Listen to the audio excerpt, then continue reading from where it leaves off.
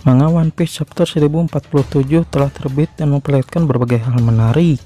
Dalam video kali ini Mimin akan membahas tentang chapter terbaru ini dengan memberikan pendapat dan juga beberapa teori. Chapter kali ini diberi judul Langit Ibu Kota. Chapter dimulai memperlihatkan Yamato yang sedang berteriak memberi semangat kepada Momonosuke untuk menciptakan awan api berukuran besar. Namun Momo mengakui bahwa dia tidak bisa menciptakan awan api yang sangat besar. Bahkan untuk menciptakan awan api yang kecil saja Momonosuke sangat kesulitan. Bagi Momonosuke, membuat awan api besar yang mampu menahan Onigashima merupakan suatu yang mustahil. Momonosuke juga teringat kembali peristiwa di mana kastil Oden terbakar 20 tahun yang lalu. Toki meminta Momonosuke ikut bersama dengan Kinemon untuk melompati waktu. Karena Toki tahu 20 tahun lagi keluarga Kozuki pasti akan bangkit. Momonosuke hanya bisa menangis sambil berkata bahwa dia tidak bisa pergi. Momonosuke juga memberi penawaran kalau memang dia harus pergi maka Toki dan Yori pun harus ikut bersamanya. Setelah itu Kinemon pun memberi Momonosuke pemahaman dengan berkata bahwa saat itu orang yang paling menderita adalah Toki. Di negara para samurai rasa malu harus dibayar dengan nyawa. Jadi jika seorang wanita telah menunjukkan tekad yang kuat tapi lelaki malah melihat keraguan, itu adalah hal yang sangat memalukan. Momonosuke pun membela diri dan bilang bahwa dia masih anak kecil. Namun Kinemon menjelaskan setelah Kozuki Oden mati, Momonosuke sudah bukan anak kecil lagi. Kinemon juga bilang bahwa dia tidak mau mati terbakar di kastil itu. Ia ingin mendapatkan kesempatan untuk mati dengan layak dalam pertempuran di masa yang akan datang.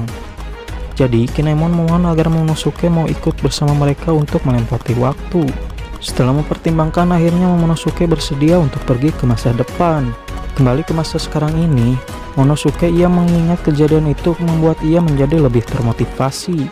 Momonosuke tak mau menyerah sebab kalau dia sampai menyerah, maka Momonosuke berpikir bahwa dia tidak akan bisa menghadapi ibunya di dunia lain nanti. Sementara itu pertarungan Luffy melawan Kaido masih terus berlanjut. Luffy telah memegang petir di tangan kanannya yang mana menurut Kaido hal itu sangat tidak masuk akal. Kekuatan kebebasan dari buah iblis Hito Hitonomi modal Nika memang memberi Luffy kemampuan untuk melakukan berbagai hal di luar logika. Luffy memakai teknik bernama Gomu Gomu no Kaminari, teknik dimana dia melempar petir ke arah musuh. Namun Kaido berhasil bergerak dengan cukup cepat untuk menghindari serangan itu. Kaido pun mendekati Luffy lalu memukul Luffy menggunakan kanabu miliknya. Kaido bilang Luffy boleh saja bercanda sesuka hati, tapi yang dibutuhkan untuk menguasai dunia bukan hanya sekedar kekuatan buah iblis. Luffy mencoba menendang Kaido tapi Kaido bergerak dengan cepat lalu menghajar kepala Luffy memakai kanebo lagi. Kaido kemudian berkata Roger bukan pengguna buah iblis, tapi Roger mampu melampaui semuanya hanya dengan haki. Kaido lalu menyerang Luffy dengan serangan kuat bernama Dai Itoku Raimei Hake. Mengingat Kaido sudah mengonfirmasi, maka sekarang jelas bahwa Roger memang bukan pengguna buah iblis. Roger merupakan seorang pengguna haki yang luar biasa yang mampu melampaui semuanya dengan kekuatan haki. Sepertinya Kaido juga bermaksud berkata bahwa yang paling penting dalam bertarung adalah kekuatan haki bukan buah iblis.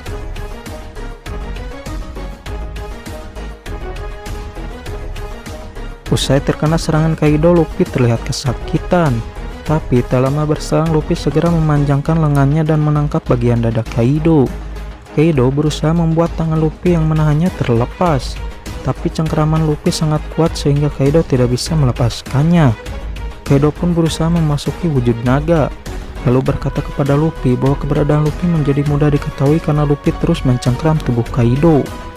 Kaido pun menyerang Luffy memakai teknik Tatsumaki Kaipu. Luffy berusaha untuk menghindari serangan dari Kaido itu, tapi tetap saja beberapa bagian tubuh Luffy masih terkena serangan tersebut.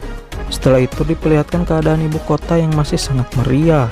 Sekarang ini para warga yang tengah berpesta sedang menerbangkan lampion ke udara. Lampion-lampion itu berisi harapan-harapan mereka yang mereka harap bisa sampai ke para leluhur orang yang telah meninggal. Menerbangkan lampion babak akhir dari festival api, jadi momen tersebut sangat berkesan bagi para warga. Mereka tidak tahu apapun soal perang di Pulau Onigashima, sehingga para warga berpikir setelah festival api besok mereka akan kembali menjadi budak lagi. Besok mereka akan kembali pada realita kehidupan yang menderita. Mereka juga berharap agar mereka bisa hidup sampai tahun depan, supaya mereka bisa menikmati festival api lagi. Di sana juga terlihat ada Toko yang sedang ditemani oleh Tenguyama yang Hitetsu. Toko berharap lampion harapan yang dia terbangkan bisa sampai ke tempat ayahnya yang telah meninggal dunia. Kemudian fokus cerita kembali ke pertolongan Luffy melawan Kaido. Tangan Luffy masih mencengkram tubuh Kaido, yang mana hal tersebut membuat Kaido menjadi sangat kesal. Kaido pun segera melancarkan Borobret yang mengenai Luffy dengan telak.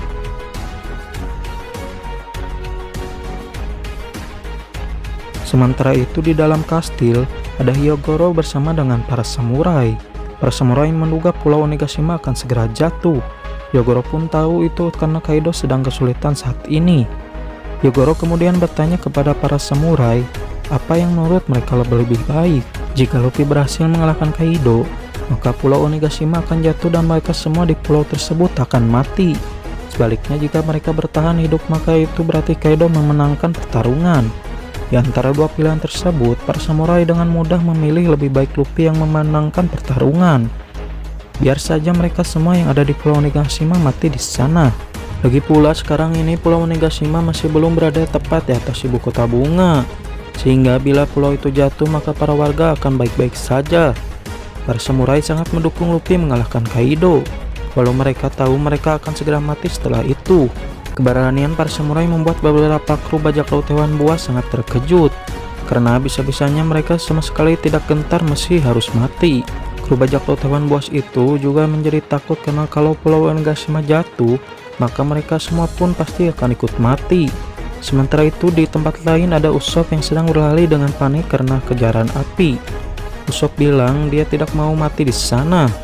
Untung saja air dari Rajo yang dialirkan oleh Jinbei telah mencapai tempat di mana Usopp berada, sehingga dia pun berhasil selamat. Lalu di tempat lain lagi ada Orochi yang sedang terbakar tapi masih bertahan hidup. Paku batu laut yang awalnya menusuk tubuh Orochi kini telah terlepas, sehingga Orochi pun segera berubah ke dalam wujud Zoannya.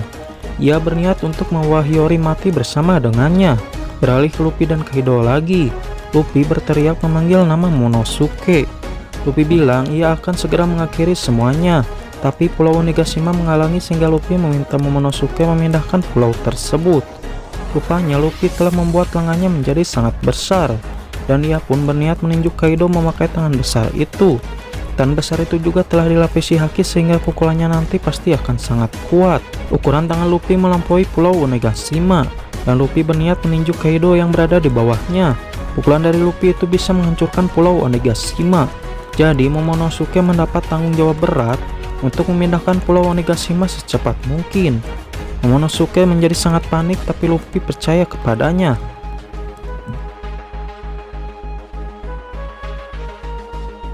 Nah, itu tadi review dan teori tentang One Piece chapter 1047. Gimana menurut kalian? Silahkan tulis di kolom komentar di bawah. Oke, segitu aja untuk pembahasan kali ini. Jangan lupa share, like, dan subscribe untuk video menarik selanjutnya.